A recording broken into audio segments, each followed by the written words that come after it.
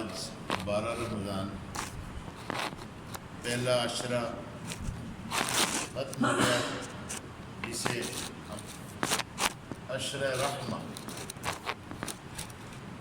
اور جو درمیان میں اس کے بارے میں ارشاد فرمایا اوسطہ مغفرہ، درمیانی حصہ یہ بخشش کا، وآخرہ عتق من النار، اور اس کا آخری حصہ جہنم سے خلاصی کا۔ قربان جائیں اللہ پاک کی ذات عالی پر، تھوڑے سے اعمال پر ہمیشہ ہمیشہ کے لیے بخشش، ہمیشہ کی جنت ہے۔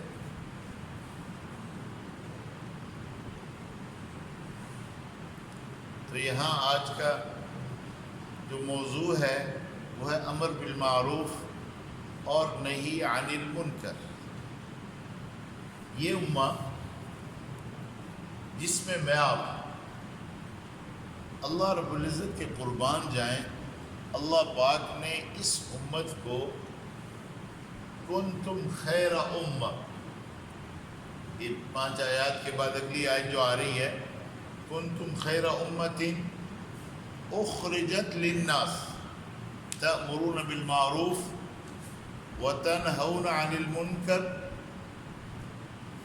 وتؤمنون باللہ، کہ تم سب سے بہتر امت۔ کون فرما رہا ہے میں آپ کو سب سے بہتر امت؟ کوئی مولوی صاحب نہیں کہہ رہے، اللہ پاک فرما رہے ہیں۔ امت محمدیہ کو اللہ پاک کنتم خیر امہ فرما رہے ہیں، اور جس بات پر فرما رہے ہیں وہ کام بھی بتا رہے ہیں۔ اور پہلے یہ جو آیت میں نے پڑھی ہے وَلْتَكُمْ مِنْكُمْ أُمَّةٌ، کہ تم میں سے ایسی جماعت، ایسے لوگوں کا ہونا ضروری ہے۔ وہ کیا کام کرے؟ یدعون الی الخیر، وہ خیر کی دعوت ہے، بلائی کی دعوت، نماز کی دعوت، بلائی کی دعوت، زکوٰۃ کی دعوت، بلائی کی دعوت، روزے کی دعوت یعنی روزے کی طرف لوگوں کو بلانا، یہ بلائی کی دعوت، حج کی ترغیب دینا، یہ بلائی کی دعوت، لوگوں کو صدقہ فطر کے لیے سمجھانا، بلائی کی دعوت، قربانی کے لیے تیار کرنا، بلائی کی دعوت، قرآن پاک کی تلاوت کے لیے تیار کرنا، بلائی کی دعوت، استغفار، درود پاک، سوئم کلمہ، اس کی طرف لوگوں کو کہنا کہ یہ پڑھا کرو، یہ بلائی کی دعوت، قرآن پاک کی تلاوت کا لوگوں کو کہنا، بلائی کی دعوت، اپنے بچوں کو دین کی طرف لگاؤ، یہ لوگوں کو سمجھانا، بلائی کی دعوت، خیر کی دعوت۔ یعنی جہاں نیکی ہے، جو نیکی ہے اسے معروف کہتے ہیں، جو بات اللہ پاک کو پسند ہے، نیکی ہے، وہ اس کا حکم ہے، بلائی کی دعوت ہے، اسے امر بالمعروف کہتے ہیں، اچھائیوں کی طرف لوگوں کو متوجہ کرنا، یہ امر بالمعروف ہے۔ امر کہتے ہیں حکم کو، معروف کہتے ہیں نیکی کو، اچھائی کو۔ تو امر بالمعروف یہ اللہ پاک فرما رہے یہ تمہارا کام ہے، یہ جو تم امت محمدیہ ہو، تمہیں ہم نے سب سے بہتر امت بنایا ہے۔ قربان جائیں حضرت عمر فاروق رضی اللہ تعالیٰ عنہ نے ارشاد فرمایا کہ صرف ہمیں مخاطب کر کے، صرف ہمیں، چونکہ قرآن پاک تو مکہ مکرمہ اور مدینہ منورہ میں اترا، ہمیں مخاطب کر کے اللہ نے نہیں ارشاد فرمایا کہ صرف تم ہی میرے صحابہ، حضور کے صحابہ، بلکہ اللہ پاک نے اس میں شرط لگا دی کہ جو بھی اس شرط کو پورا کرے گا وہ خیر امت. اور وہ شرط کیا ہے؟ امر بالمعروف اور نہی عن المنکر. نہیں کہتے ہیں روکنا، منکر کہتے ہیں گناہ کی بات، نافرمانی کی بات، ظلم کی بات، یعنی گناہوں سے، نافرمانیوں سے روکنا کہ اللہ کی نافرمانی نہ کرو، رشوت نہ لو، یہ نہی عن المنکر ہے. سود نہ کھاؤ، یہ منکر سے روکنا ہے. ظلم نہ کرو، چوری نہ کرو، حرام چیزوں سے روکنا، یہ نہی عن المنکر ہے. اور حدیث شریف میں آتا ہے من رأى منکم منکرا فلیغیرہ بیدہ. تم میں سے جو بھی کوئی کسی برائی کو دیکھے کہ برا کام ہو رہا ہے،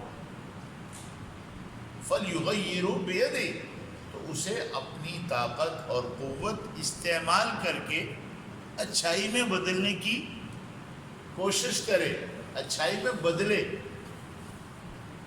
وہ کسی کی زمین پہ قابض ہو رہا ہے اور مجھے اتنی اللہ تعالیٰ نے ہمت دے رکھی ہے کہ میں اسے روک سکتا ہوں تو روکنا چاہیے. وہ آدمی کسی پہ ظلم کر رہا ہے ناجائز، اس کو ستا رہا ہے، مار رہا ہے، اور مجھے اللہ پاک نے ہمت دے رکھی ہے تو مجھے چاہیے کہ میں اس ظالم کے ہاتھ کو روک لوں. فَلْيُغَيِّرُ بِيَدِهِ. ایک آدمی ملاوٹ کر رہا ہے، دھوکہ دے رہا ہے، فراڈ کر رہا ہے، مجھے اللہ پاک نے ہمت دے رکھی ہے تو مجھے چاہیے کہ میں اس کو اپنی طاقت، قوت، قدرت جو اللہ نے دے رکھی ہے وہ استعمال کر کے اسے، بلکہ وہ علماء حضرات فرماتے ہیں کہ برائی سے بچا کر اچھائی کی طرف لاپ کھڑا کرے، کہ ایسی محنت کرے اس پر کہ وہ بندہ برائی کو چھوڑ دے.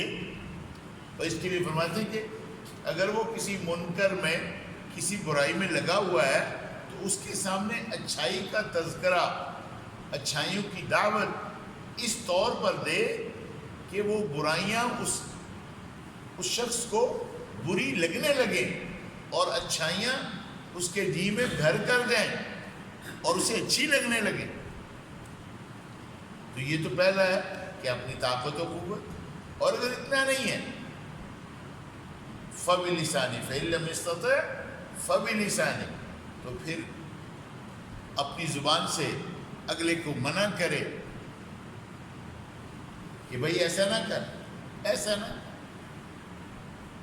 آپ جانتے ہیں اصحاب السبت، وہ جو ہفتے کو جنہوں نے شکار کی پابندی تھی اور شکار کرنا شروع کیا اور اس کے ہیلے بانے سے شکار کیے، تو جن لوگوں نے انہیں منع کیا وہ بچ گئے، اور وہ لوگ جو منع کرنے والے نہیں تھے وہ ان کے ساتھ. اپنی زبان سے لوگوں کو سمجھانا. ہاں اس کا ضرور ہے ادع الی سبیل ربک بالحکمہ والموعظۃ الحسنہ. لوگوں کو اللہ کی طرف بلاؤ، دعوت کا حکم ہے کہ دعوت تمہارا کام ہے، لیکن دعوت دینی کیسے ہے؟ حکمت کے ساتھ، اچھی بات کرنا، اچھی نصیحت کرنا.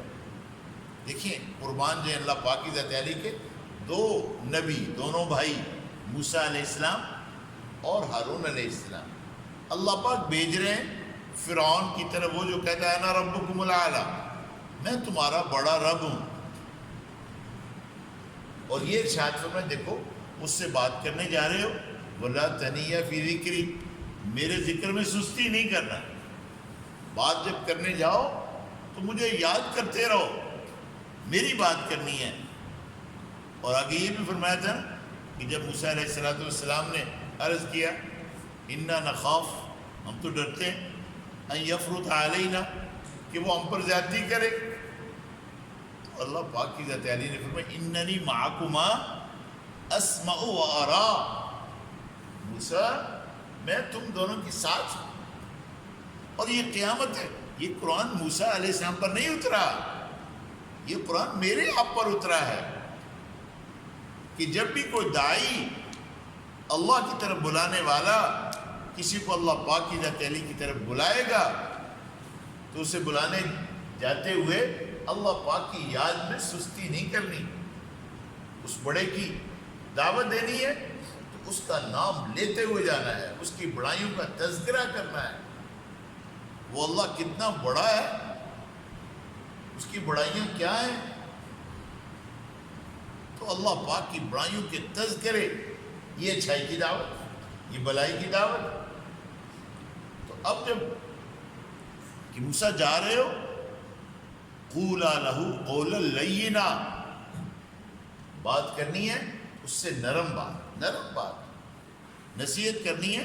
کوئی ضروری نہیں کہ ڈنڈا ہاتھ میں پکڑا ہوا ہو اور اگلے کو دکھا رہے ہوں کہ نہیں تو یہ ہو جائے گا, ایسا نہیں.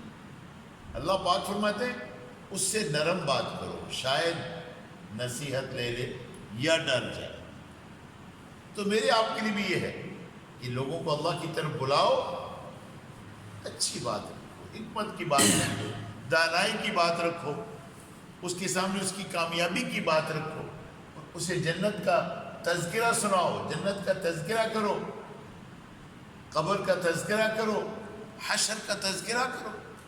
آج تو جناب دنیا کے تذکرے ہیں, حشر کا تذکرہ کوئی نہیں.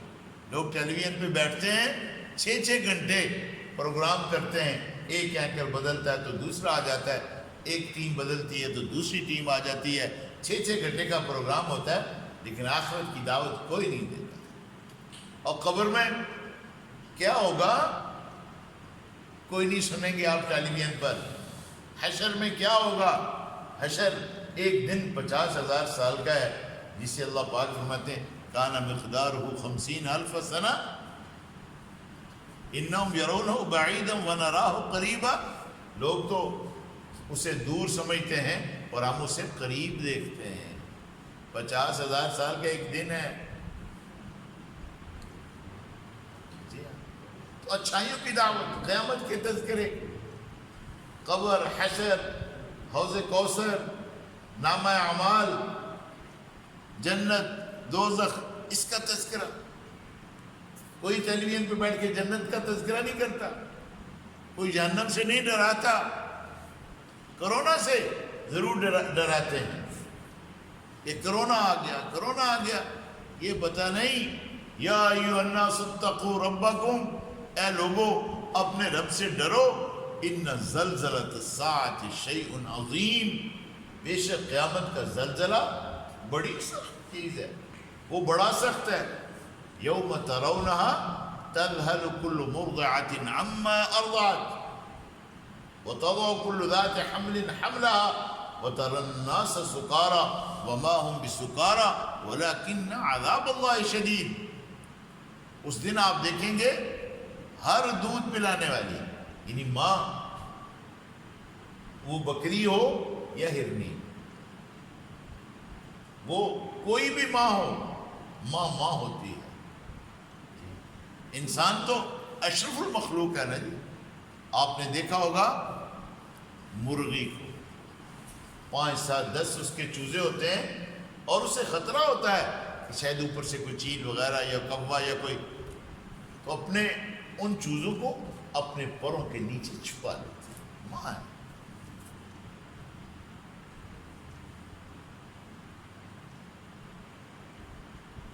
تو محترم بھائیو, اچھائی فَإِن لَمْ يَسْتَطِعْ فَبِلِسَانِهِ, اور آگے فرمایا فَإِن لَمْ يَسْتَطِعْ, کہ اگر زبان بھی آپ کو اچھی بات کرنا نہیں آتی تو اچھی بات سے بلانا. جنت کے تذکرے, جیسے میں نے عرض کیا, اب ایک آدمی کو آپ جنت سنائیں گے تو اس کے دل کے اندر خوشی آئے.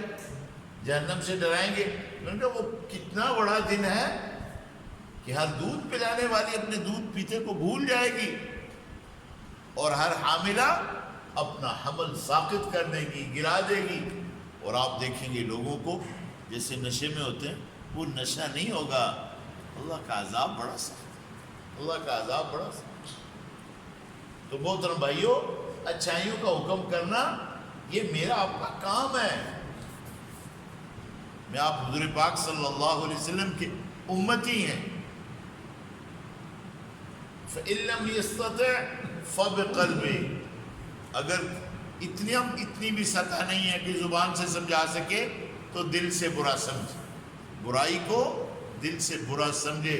اگر یہ بھی سطح نہیں ہے کہ دل کے اندر بھی ادھر جناب چوریاں ہو رہی ہیں، بدماشیاں ہو رہی ہیں، لوگ شراب پی رہے ہیں، لوگ زنا کر رہے ہیں، لوگ ڈاکو بنے ہوئے ہیں، لوگ رشوت لے رہے ہیں، سود کھا رہے ہیں، جھوٹ بول رہے ہیں، داؤ فریب کر رہے ہیں، تو دل کے اندر بھی برا نہ سمجھے، دل کے اندر بھی.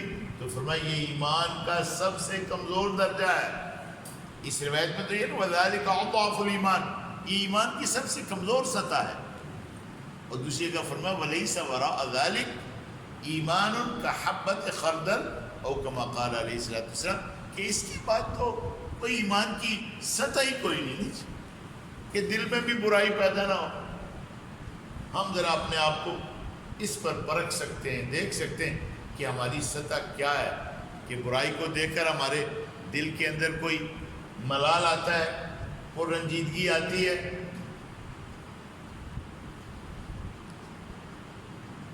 تو یہ آخری درجہ ہے. اور ارشاد میں اس امت کا کام کیا ہے؟ یدعون الی الخیر ویأمرون بالمعروف وینہون عن المنکر، اچھائیوں کی دعوت، اچھائیوں کا حکم کرنا، امر بالمعروف کرنا اور نہی عن المنکر کرنا. وَأُولَٰئِكَ هُمُ الْمُفْلِحُونَ، اور یہ کام کرنے والے یہ پورے کامیاب. قربان جائیں، ہمارے سامنے حضرات صحابہ کی زندگی ہے. حضور سے جو سیکھا وہ آگے سکھانے میں لگ گئے. حضور علیہ الصلوۃ والسلام نے جو کیا وہ آگے کرنے میں لگ گئے. اور یقین کریں حضرات صحابہ، اللہ پاک کی ذات عالی نے ان سے راضی ہونے کا اعلان کیا. اور صحابی کون ہوتا ہے؟ جس نے ایمان کی حالت میں دو جہاں کے سردار کو دیکھا، حضور کو دیکھا، شاہ لولاک کو دیکھا. حضور علیہ السلام ایمان کی حالت میں دیکھا، بلال نے دیکھا، اور ایمان کی حالت میں ایسی سطح ملی، رنگ کے اعتبار سے، قومیت کے اعتبار سے. وہ علماء فرماتے ہیں بلال بن رباح تو آتا ہے، لیکن اس سے آگے ان کا جو نسب اور خاندان ہے اس کا بیان نہیں ہے. عمر رضی اللہ تعالیٰ عنہ کی مجلس میں آتے ہیں تو عمر کیا کہتے ہیں؟ جا سیدنا بلال، تھے غلام، ایمان کی وجہ سے سردار ہو گئے. صہیب روم سے آئے تھے، سردار ہو گئے. زید بن حارثہ غلام تھے، سردار ہو گئے.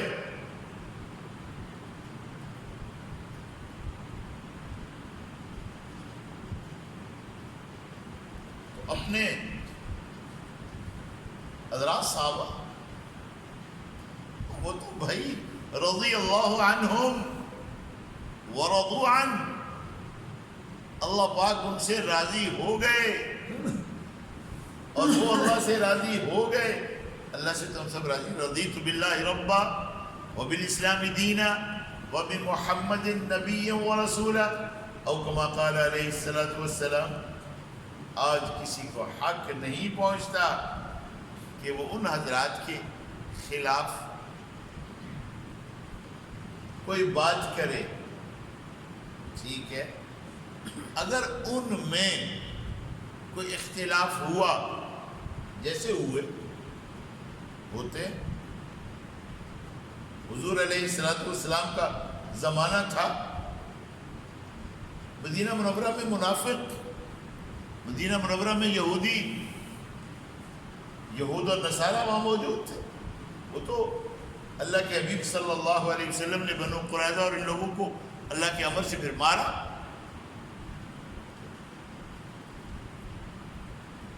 تو تو حضور علیہ السلام کے صحابہ وہ کون ہیں؟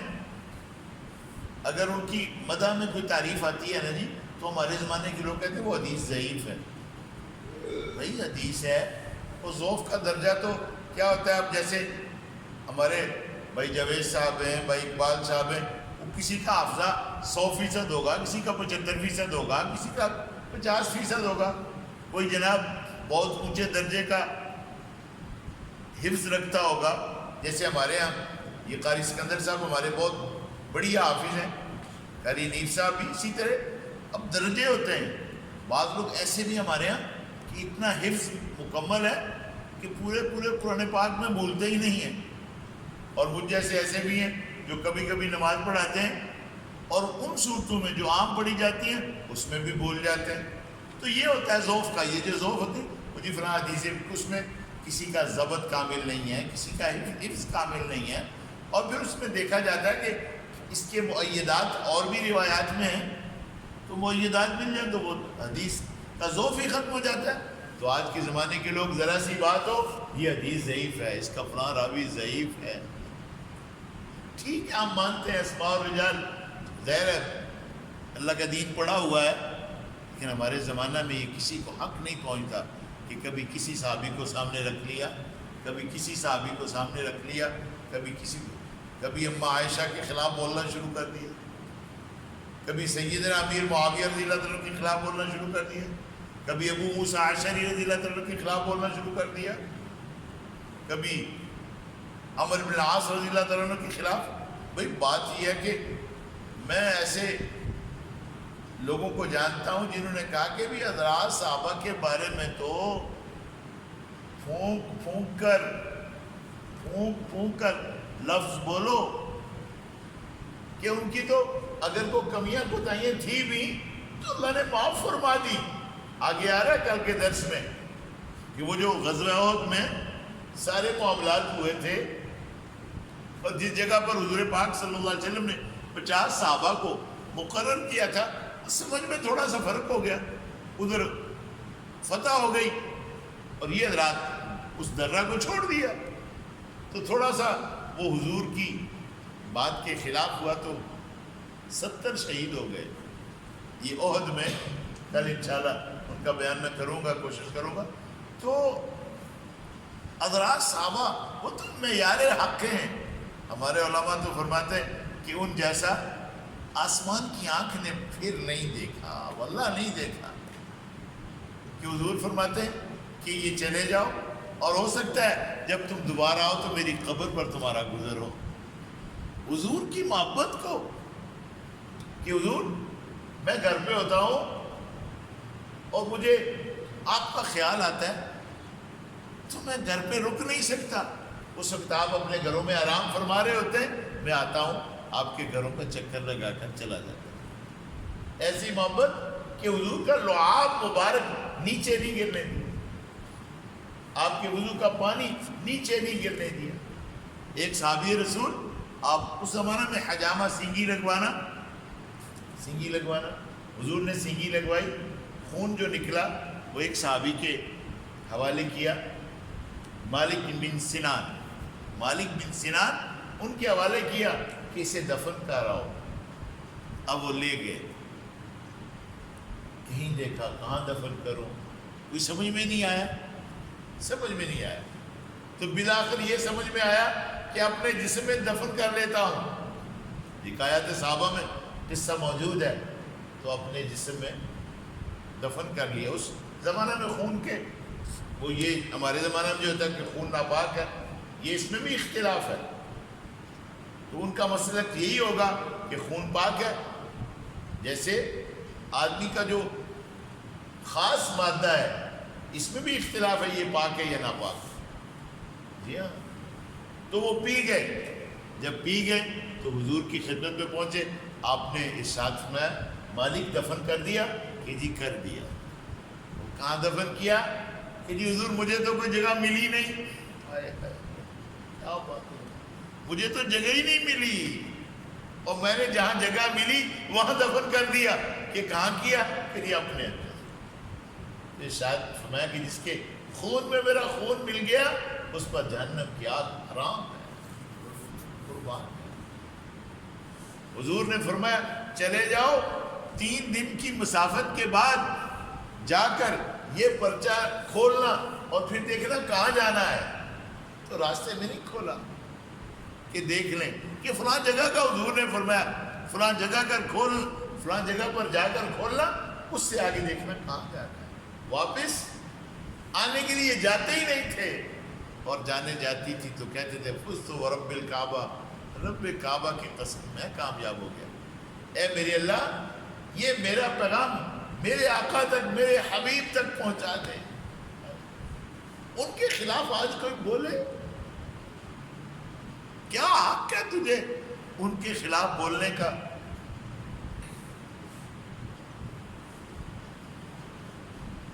جن نے اپنی دنیا نہیں دیکھی، اپنے بچے نہیں دیکھے، اپنی بیویاں نہیں دیکھی. وہ ایک صحابی کا قصہ آتا ہے کہ حضور علیہ السلام جب غزوہ سے واپس ہوئے تو وہ چھوٹا سا بچہ تھا، حضرت بشیر. تو مختلف لوگوں کو جب خبریں ملی تو حضور علیہ السلام چھوٹا سا بچہ حضور سے لپٹ گیا کہ میرے ابا کہاں، میرے ابا کہاں، جانے دے دی. تو حضور نے فرمایا میں تجھے اپنا بیٹا بناتا ہوں، میں تیرا ابا بنتا ہوں اور عائشہ کو تیری ماں بناتا ہوں. کوئی پرواہ نہیں. شادی ہوئی ہے، جو واجب غسل ہے وہ نہیں کیا، کانوں میں یہ اللہ کی راہ میں مسلمانوں کے لشکر کے نکلنے کی اور شکست کی تھوڑی سی بات آئی ہے تو فوراً نکل گئے ہیں کہ احد کے اندر مسلمانوں کو شکست ہو رہی ہے اور غسیل الملائکہ بنے. جی ہاں، ایسے لوگ جنہوں نے اپنے بچوں کو بھوکا سلا دیا، مہمان کو کھانا کھلا دیا، قرآن اتر آیا. یوں نہیں، ان کے خلاف بولنا کوئی حق پہنچتا ہے کسی کو؟ ٹھیک ہے، امیر معاویہ رضی اللہ تعالیٰ عنہ، حضرت علی رضی اللہ تعالیٰ عنہ، حضرت عثمان غنی رضی اللہ تعالیٰ عنہ کی شہادت کے اوپر اختلاف ہوا. حضرت علی کرم اللہ وجہ رسول پاک صلی اللہ علیہ وسلم کے چچا زاد بھی ہیں، داماد بھی ہیں، اور عثمان رضی اللہ تعالیٰ دوہرے داماد ہیں. ان کی شہادت پہ اختلاف ہوا جسے اجتہادی اختلاف کہا جا سکتا. اب اس پر ایسی باتیں بنانا اور آنکھوں کے اشارے کرنا اور ان کے خلاف بولنا، کبھی ادھر دیکھنا کبھی ادھر دیکھنا، اور غیر علماء سامنے بٹھائے ہوئے اور وہ سوال کر رہے ہیں، کسی کو اندر جانے کی اجازت نہیں. یہ کیا ہے؟ ریکارڈنگ پروگرام کاٹ چھانٹ کر کے لوگوں کو دکھانا. میں ایک چھوٹا سا مولوی ہوں، یہ آپ کے سامنے یہ لائیو کرتا ہوں، اور ہر لفظ سوچ کر سمجھ کر کہ بھی میں کون ہوتا ہوں، میری کیا حیثیت ہے. وہ حضرات جنہوں نے اپنا سب کچھ لگا دیا، کچھ نہیں چھوڑا. حضور علیہ السلام نے حضرت عمر فاروق رضی اللہ عنہ سے پوچھا کیا لائے ہو؟ کہ جی آدھا لے آیا ہوں، آدھا چھوڑ آیا ہوں. اور جب ابو بکر آتے ہیں، قربان جائیں ان لوگوں پہ کہ کیا چھوڑ کے آئے ہو؟ انہوں نے کہا کیا لے کے آئے ہو؟ انہیں پوچھا کیا چھوڑ کے آیا ہوں؟ کہ جی کچھ نہیں چھوڑا، اللہ اور اللہ کے رسول کا نام چھوڑ آیا. قربان ہے. آقا نے فرمایا کہ مجھے سب کے مالوں نے نفع دیا کہ لیکن ابو بکر کے مال نے جتنا مجھے نفع دیا اتنا نفع کسی نے نہیں دیا.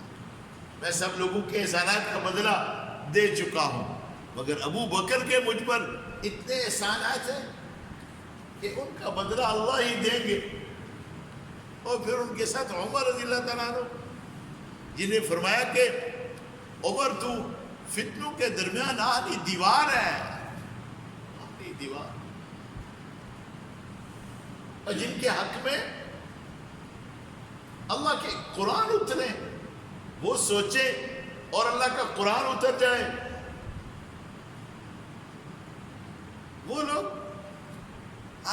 خلاف کو بولے کیا آپ پہنچتا ہے؟ کسی کو نہیں. ہمیں تو ان حضرات کی ایسی مدح کرنی چاہیے. عمر رضی اللہ تعالیٰ عنہ جس راستے سے گزرتے ہیں شیطان دوسری طرف چلا جاتا ہے. حضور فرماتے ہیں لو کان بعدی نبی لکان عمر، اگر میرے بعد کوئی نبی ہوتے تو حضرت عمر ہوتے. تو طلاق کا مسئلہ لے کر ان کے خلاف لوگ بولتے. عمر رضی اللہ تعالیٰ نے اپنی طرف سے کیا، ہرگز نہیں. تراویح کا مسئلہ کہ انہوں نے باجماعت 20 پر اجتماع کرایا، آج لوگ بولتے. اور تم بڑے مولوی ہو یا چاروں ائمہ، امام ابو حنیفہ رحمہ اللہ، امام مالک رحمہ اللہ، امام شافعی رحمہ اللہ، امام احمد بن حنبل، جن کی فقہ کو لے کر ساری دنیا میں لوگ پھیل گئے اہل سنہ والجماعہ، ان کے پیچھے وہ بابے تھے. بابا میں بابے کا دین نہیں ہے. تو تمہارا دین ہے کیا کہ میں بابی نہیں ہوں؟ کسی بزرگ کو لے لیا، کسی صحابی کو لے لیا اور ایسی غلط زبان، الامان الحفیظ بات کرنی ہے. کو اللہ کے ڈر کی بات کرو، کو قبر کی بات کرو، جیسے میں نے شروع میں عرض کیا، کو جنت کی بات کرو، کو آخرت کا تذکرہ کرو. کہ تم ان کے مشاجرات بیان کر کے لوگوں کے درمیان ان کی محبت کو کم کر رہے ہو. اور ایسے طور پر بیان کرنا بالکل غلط ہے، بالکل ناجائز ہے. بھئی مجھ سے پوچھا نہیں جائے گا کہ سیدنا امیر معاویہ رضی اللہ تعالیٰ عنہ نے کیا کیا، سیدنا علی کرم اللہ وجہ. وہ جو 3 جنگیں ہوئیں، جنگ نہروان، صفین اور جنگ جمل، 1 لاکھ کے قریب لوگ ان میں شہید ہوئے، صحابہ، تابعین اور تبع تابعین. لیکن ہم سے نہیں پوچھا جائے گا. میری قبر میں مجھ سے بالکل نہیں پوچھا جائے گا، قیامت کے دن مجھ سے بالکل نہیں پوچھا جائے گا.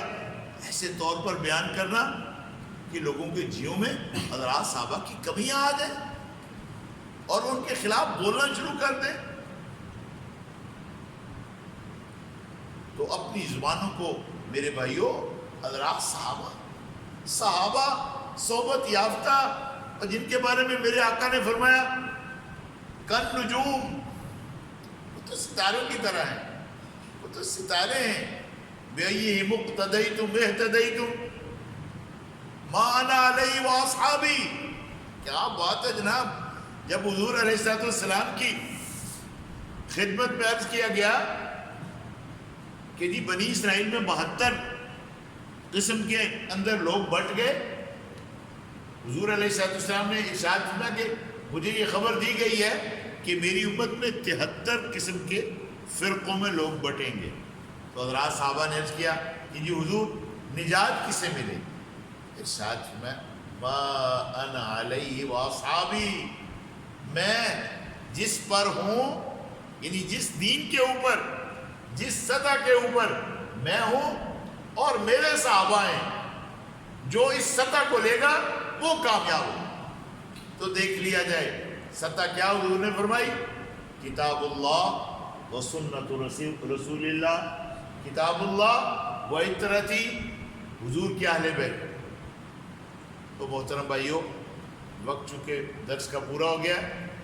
حضرات صحابہ کی محبت میں بولا جائے وہ تو راتیں گزر جائیں گی. جس کا نام لے اس کے اوپر احادیث کی لائنیں لگی ہوئی ہیں.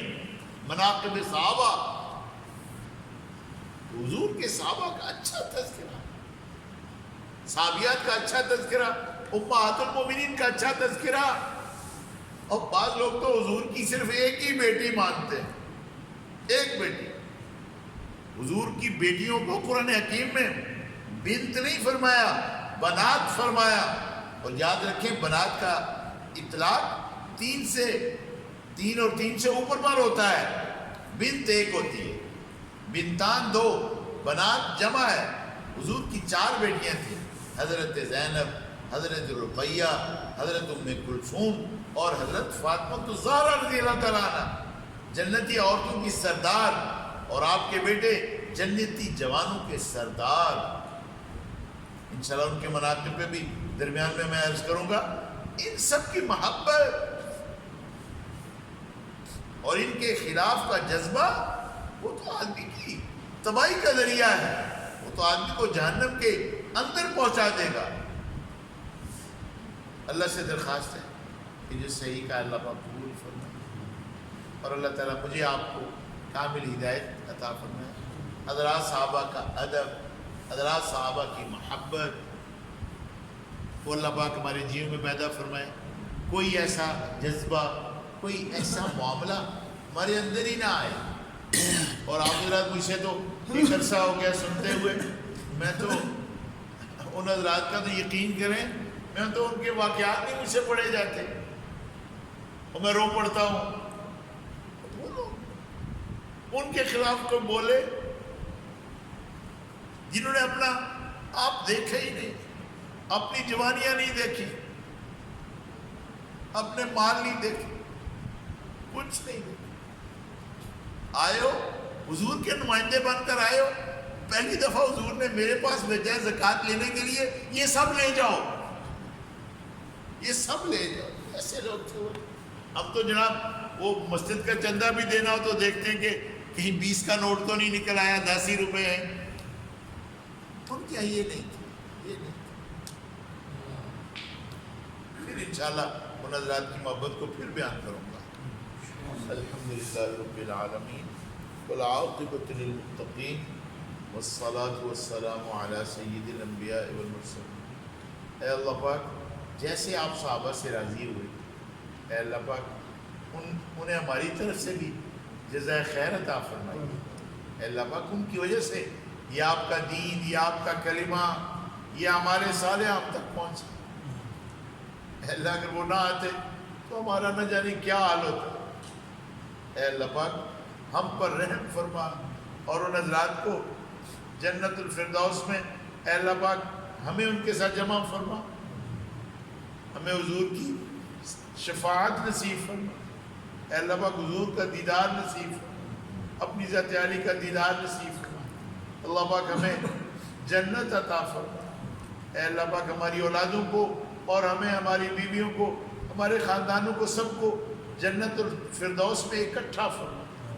میں اپنے کرم سے اے اللہ پاک یہ کرونا بیماری کو ختم فرما. اے اللہ پاک بے شمار لوگ بے روزگار ہو چکے ہیں، آپ جانتے ہیں. اے اللہ پاک ان کے روزگاروں کے کھلنے کی صورتیں پیدا فرما. ربنا تقبل منا انك انت السميع العليم وتب علينا انك انت التواب الرحيم وصلى الله على النبي الكريم برحمتك يا رب.